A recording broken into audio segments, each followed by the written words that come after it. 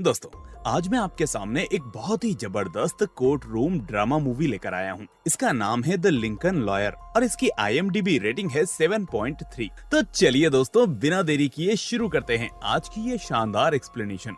तो कहानी की शुरुआत होती है माइकल से, जो कि काफी अच्छा लॉयर होता है और उसके पास एक लग्जरी लिंकन कार होती है, जिस वजह से लोग उसे मिस्टर लिंकन कहकर पुकारते हैं। हम देखते हैं कि वो इसी कार में बैठकर अपना सारा काम करता है। उसके पास एक ड्राइवर भी होता है जिसका नाम अर्ल होता है और वो उसका एक वफादार साथी होता है।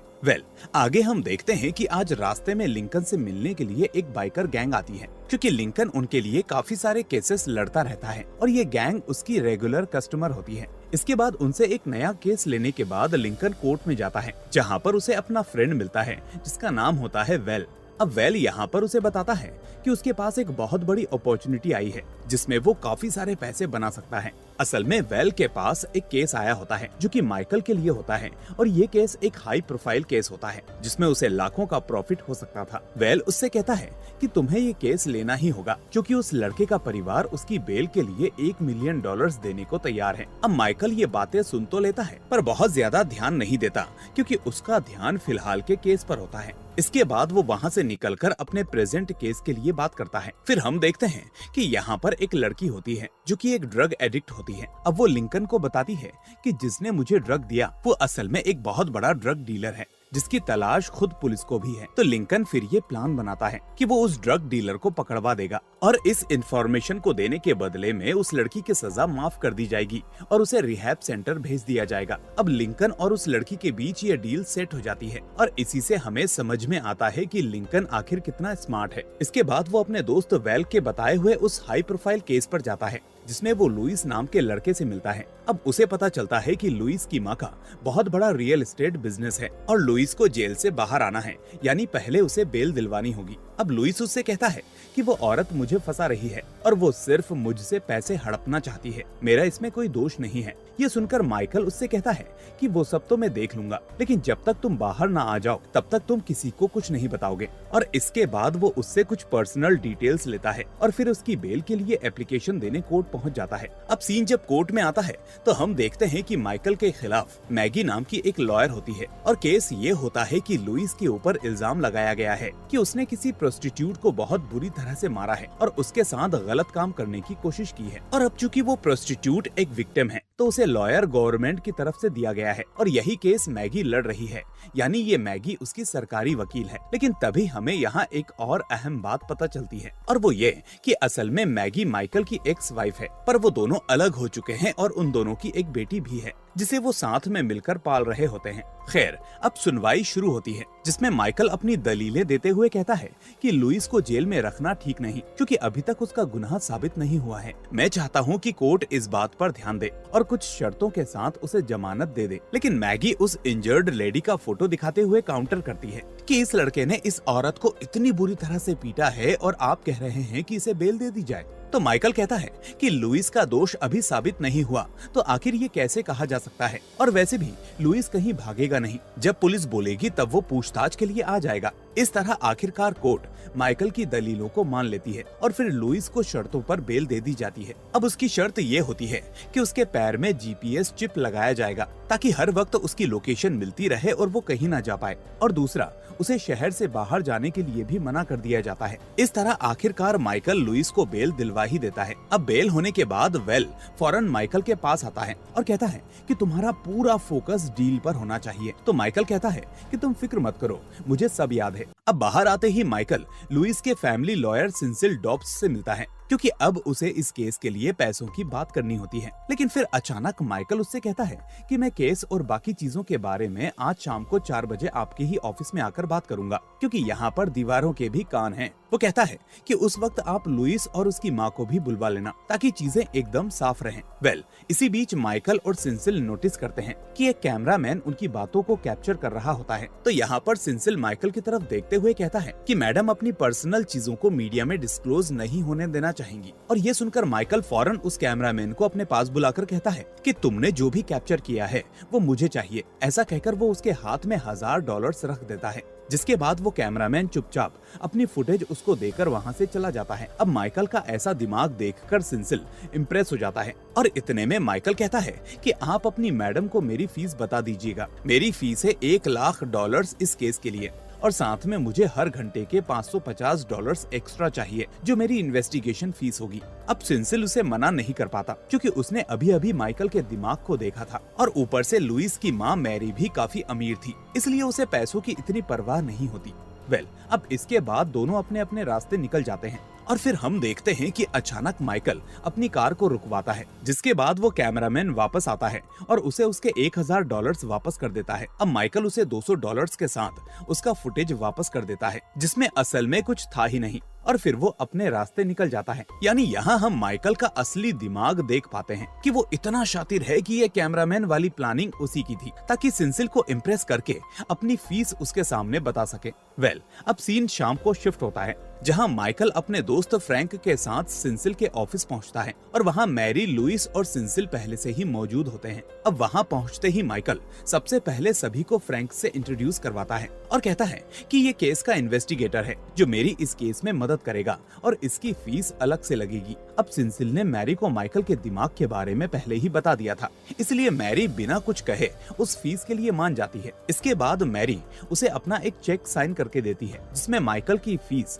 यानी $1,00,000 की रकम होती है। लेकिन माइकल कहता है कि आप मेरी क्लाइंट नहीं हैं, मैं ये केस लुइस के लिए लड़ रहा हूँ, इसलिए मुझे लुइस का चेक ही चाहिए होगा और वो भी केस जीतने के बाद।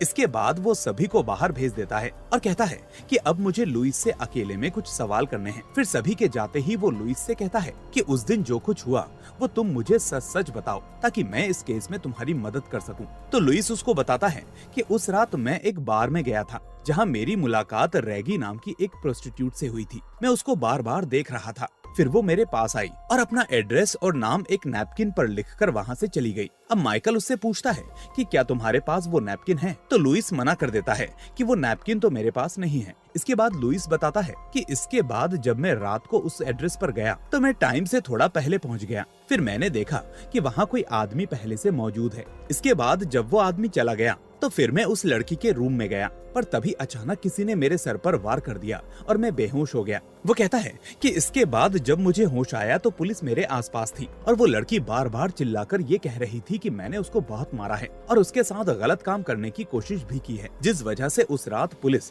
सीधा मुझे जेल में ले गई, जबकि मुझे बेहोश होने के बाद से लेकर पुलिस के आने से पहले तक का कुछ भी याद नहीं कि आखिर वहाँ हुआ क्या था। अब ये सारी बातें सुनने के बाद माइकल उसे पुलिस की कॉपी दिखाता है जिसमें पुलिस ने उस रात से जुड़े सारे सबूतों को इकट्ठा किया था। अब उन सबूतों में माइकल को एक चाकू दिखता है जिसके बारे में वो लुइस से पूछता है तो लुइस मना कर देता है कि वो चाकू मेरा नहीं है। इसके बाद माइकल रैगी की स्टोरी सुनता है जो उसने पुलिस को बताई थी। उसका कहना था कि पहले वाले आदमी के जाने के बाद जब वापस उसके दरवाजे पर नॉक हुआ तो उसे लगा कि वो आदमी अपना कोई सामान भूल गया होगा, लेकिन जब उसने गेट खोला तो सामने लुइस था। रैगी का कहना था कि लुइस ने उसे संभलने का मौका नहीं दिया और उसने गेट को धक्के से खोलकर सीधा मारपीट शुरू कर दी और फिर गलत काम करने की कोशिश भी करने लगा। इसी बीच रैगी के हाथ में एक बोतल लग गई जिससे वार करने पर लुइस बेहोश हो गया और फिर रैगी ने फौरन पुलिस को बुला लिया। तो दोनों की बातें सुनकर यहाँ माइकल और फ्रैंक अंदाजा लगाते हैं कि शायद ये चाकू उस दूसरे आदमी का होगा जो वहाँ पहले से मौजूद था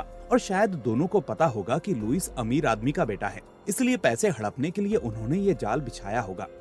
अब फ्रैंक इस केस की डीप इन्वेस्टिगेशन शुरू कर देता है और फिर वो उस दिन की बार की फुटेज हासिल कर लेता है जिस दिन ये हादसा हुआ था। अब फ्रैंक और माइकल मिलकर उस फुटेज को देखते हैं तो वो पाते हैं कि लुइस ने जो कुछ बोला था वो सच था, यानी उस रात रैगी ने ही नैपकिन पर लिखकर अपना एड्रेस लुइस को दिया था और चूंकि लुइस ने उस नैपकिन को देखकर फाड़ दिया था इसलिए उसके पास वो नैपकिन नहीं था। लेकिन इसी बीच माइकल ये भी नोटिस करता है कि रैगी उस वक्त एक आदमी के साथ वहाँ से बाहर निकली थी, यानी ये वही आदमी हो सकता है जिसे लुइस ने खुद से पहले रैगी के घर पर आते जाते देखा था। और फिर फ्रैंक एक और चीज नोटिस करता है कि वो आदमी असल में लेफ्ट हैंडर था और चूंकि रैगी के शरीर पर अधिकतर चोटें राइट साइड पर लगी थी तो इससे एक संभावना ये भी निकल कर आती है कि शायद उस आदमी ने रैगी को मारा होगा और अब वो उसे धमका रहा होगा, या फिर रैगी ने जानबूझकर खुद को घायल करवाया ताकि ये दोनों लुइस से पैसा हड़प सके।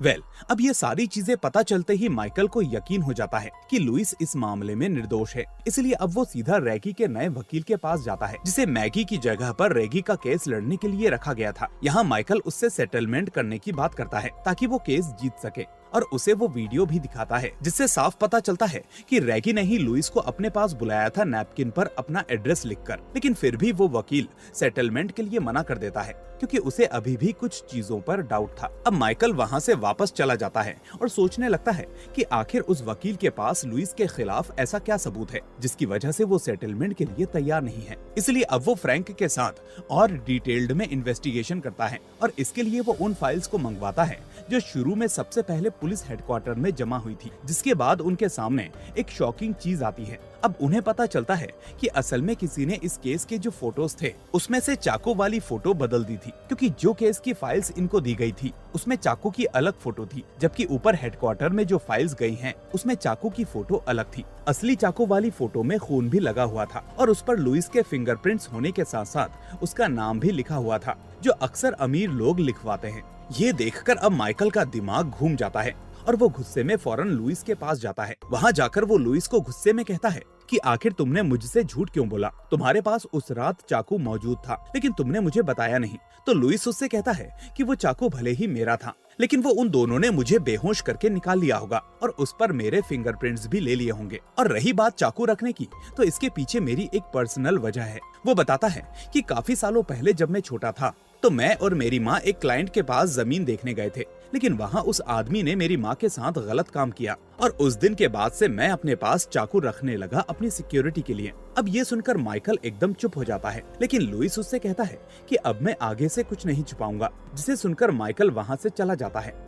इसके बाद माइकल बैठकर ऐसे ही कुछ विक्टिम्स की फोटोज देख रहा होता है जिनका केस इस केस से मिलता जुलता था, और तभी वो ये नोटिस करता है कि कुछ ऐसा ही केस उसने सालों पहले सॉल्व किया था। अब वो उसी पुराने केस को उठाकर वापस स्टडी करने लगता है तो यहाँ उसे समझ में आता है कि उस प्रोस्टिट्यूट के भी लेफ्ट साइड में ही चोट लगी थी और मारपीट के बाद उसकी मौत भी हो गई थी। और उस केस में माइकल का क्लाइंट होता है जीसस नाम का आदमी, जो असल में माइकल का दोस्त भी होता है। और भले ही माइकल अपने दोस्त जीसस की तरफ से उस केस को लड़ रहा होता है, लेकिन उसे अंदाजा होता है कि जीसस झूठ बोल रहा है और उसी ने उस प्रोस्टिट्यूट को मारा होगा। हालांकि जीसस उससे बार बार कहता है कि वो निर्दोष है, लेकिन माइकल को उसकी बातों पर यकीन नहीं होता और यही वजह थी कि माइकल उस केस को हार जाता है, जिसके बाद जीसस को जेल हो जाती है। लेकिन प्रेजेंट में माइकल को समझ में आता है कि ये दोनों केस बिल्कुल एक जैसे हैं, तो उसे यकीन हो जाता है कि जीसस सच में निर्दोष है, क्योंकि जीसस अगर जेल में है तो इसका मतलब असली दोषी इस काम को फिर से कर रहा है। इसलिए अब माइकल एक पल भी देर किए बिना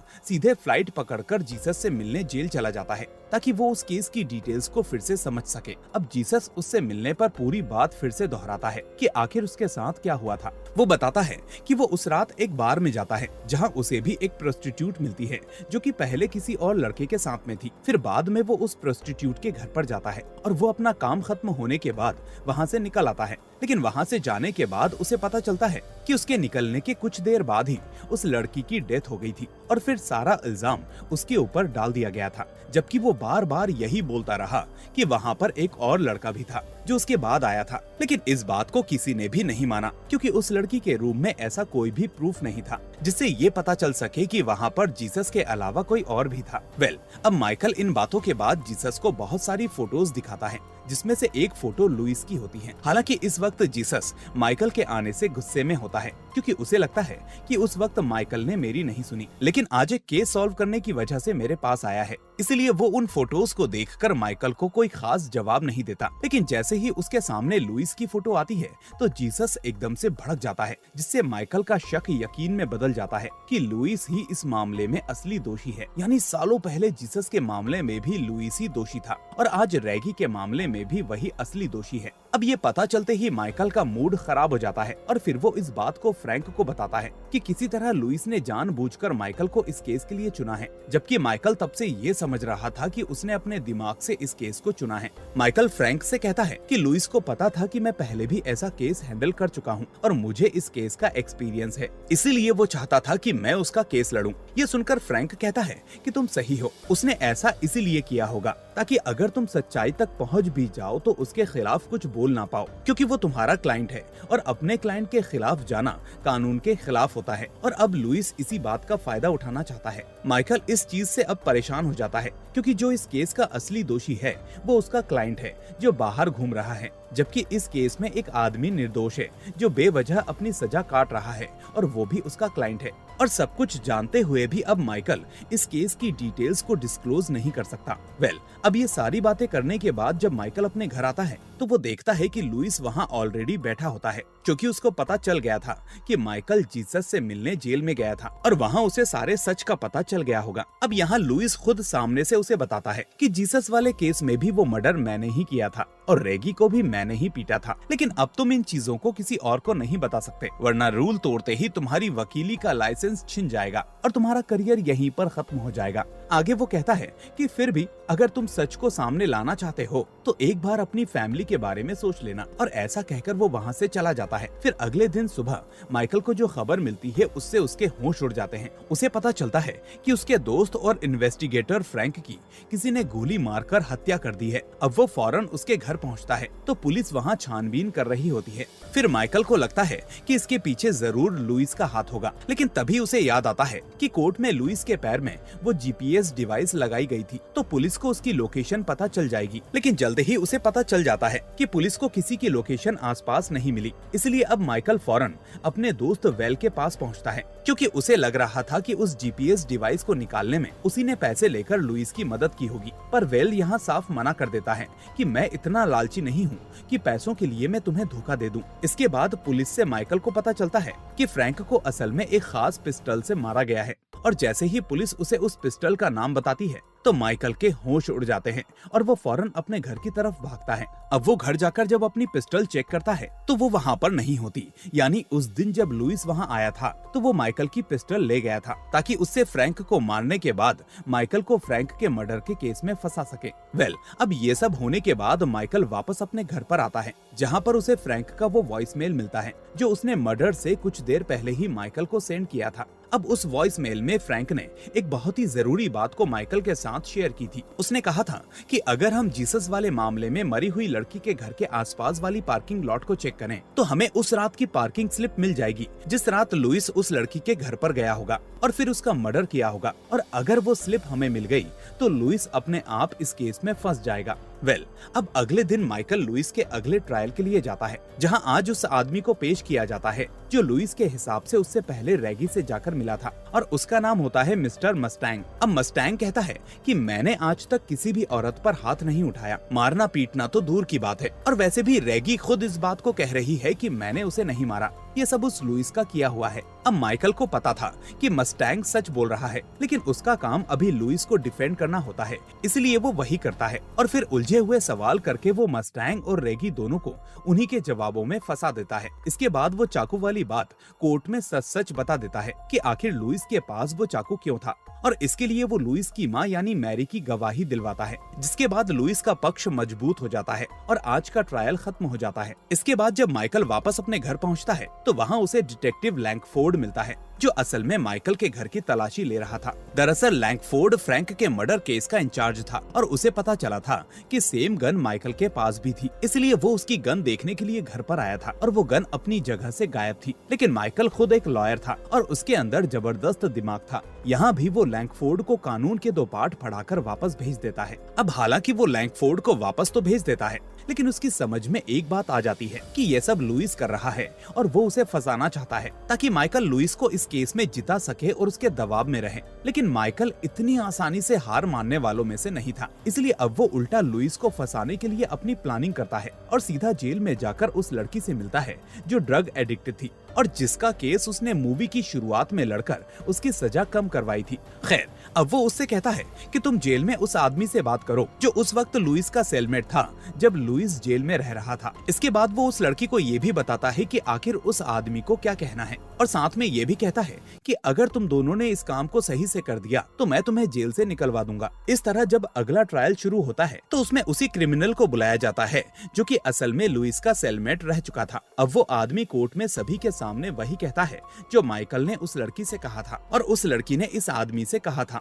वो कहता है कि जब लुइस जेल में आया था तो सेलमेट होने की वजह से वो मेरा अच्छा दोस्त बन गया था और फिर बातों ही बातों में उसने मुझे एक दिन ये भी बताया था कि जिस केस के सिलसिले में वो अभी जेल में आया है उससे वो जल्दी ही छूट जाएगा, क्योंकि कोई भी ये पता नहीं कर पाएगा कि उसने वो मारपीट की है। वो आदमी कहता है कि इसके अलावा मुझे लुइस ने एक चीज और बताई थी कि वो पहले भी एक लड़की के साथ ऐसा कर चुका है और उसे जान से भी मार चुका है। वो भी एक प्रोस्टिट्यूट थी और उसके शरीर पर टैटू थे। अब जैसे ही वो ये शब्द बोलता है वैसे ही वहाँ खड़े पुलिस वालों के कान खड़े हो जाते हैं, क्योंकि वो जानते थे कि पहले भी एक केस ऐसा हुआ था और उस केस में जीसस नाम के आदमी को सजा हो गई थी। यानी यहाँ अब लुइस को पुलिस को लेकर पिछले केस पर भी शक हो जाता है। लेकिन इस बीच अब माइकल कोर्ट में कहता है कि इस आदमी की गवाही पर भरोसा नहीं किया जा सकता, क्योंकि ये एक क्रिमिनल है और पहले भी कई बार अपनी गवाही बदल चुका है। जिसके बाद कोर्ट माइकल की बात पर ध्यान देते हुए लुइस को बरी कर देती है। लेकिन इसके बाद जैसे ही लुइस और उसकी माँ वहाँ से जाने लगते हैं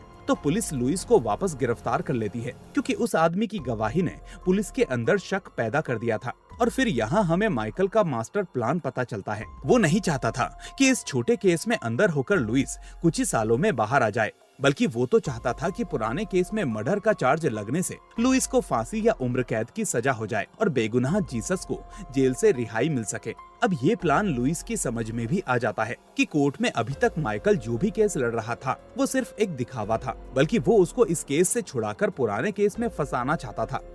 अब माइकल अपने घर की तरफ चल देता है, लेकिन थोड़ी ही देर बाद उसे पता चलता है कि पुलिस ने लुइस को छोड़ दिया है, क्योंकि पुलिस के पास उसके खिलाफ कोई ज्यादा सबूत नहीं थे और कोई भी सबूत उसको गिरफ्तार करने के लिए नाकाफी था। ये सुनते ही माइकल समझ जाता है कि अब लुइस पागल होकर माइकल की फैमिली के पीछे पड़ जाएगा, इसलिए अब वो अपनी एक और पिस्टल लेकर सीधा अपनी एक्स वाइफ मैगी के घर के बाहर जाकर बैठ जाता है। और फिर जैसा कि उसको उम्मीद थी, लुइस वहाँ पर आता है और उससे कहता है कि तुम आखिर कब तक यहाँ बैठोगे, कभी ना कभी तो मुझे मौका मिल ही जाएगा, जिसके बाद मैं तुम्हारी बीवी का वही हाल करूंगा जो मैंने उन सभी का किया था। ये सुनते ही माइकल थोड़ा मुस्कुराता है और कहता है कि अब तुम्हें इसका मौका नहीं मिलेगा। और उसके ऐसा कहते ही अचानक वो बाइकर गैंग वहाँ आ जाती है और फिर वो मिलकर लुइस को अच्छी तरह से धोते हैं और उसकी कार भी तोड़ फोड़ देते हैं। ये सब वो माइकल के कहने पर करते हैं, क्योंकि माइकल उनके केस को अच्छी तरह से संभालता था।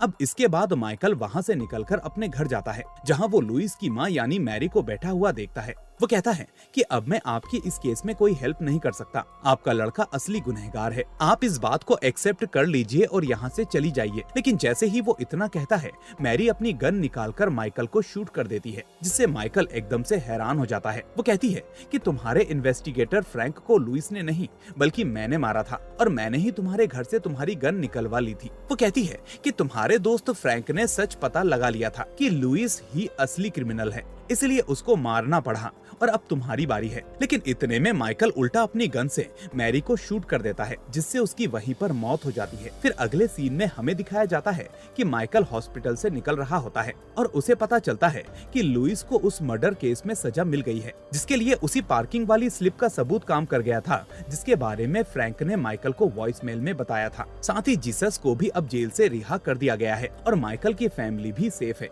इसके बाद माइकल अपनी लिंकन में जाकर बैठ जाता है और तभी थोड़ा आगे जाकर वो बाइक गैंग उसके सामने आ जाती है, जिसका लीडर उसके पास आकर कहता है कि तुम्हें एक केस में आधी फीस लेनी होगी, क्योंकि हमने तुम्हारी मदद की है। लेकिन माइकल कहता है कि मैं एक केस पूरा फ्री लड़ूंगा, क्योंकि तुम लोगों ने मेरी मदद की है। और इसी के साथ ये शानदार मूवी यहीं पर एंड हो जाती है। तो दोस्तों, आपको ये मूवी कैसी लगी मुझे कमेंट करके जरूर बताना। साथ ही इस वीडियो को लाइक करके अपने दोस्तों के साथ शेयर भी कर देना। और अगर आप नए हैं तो चैनल को सब्सक्राइब करके नोटिफिकेशन बेल को भी दबा देना, ताकि कोई भी वीडियो आपसे मिस ना हो। अब मैं फिर मिलूंगा एक और ऐसी ही शानदार कहानी के साथ। Till then take care and thanks for watching.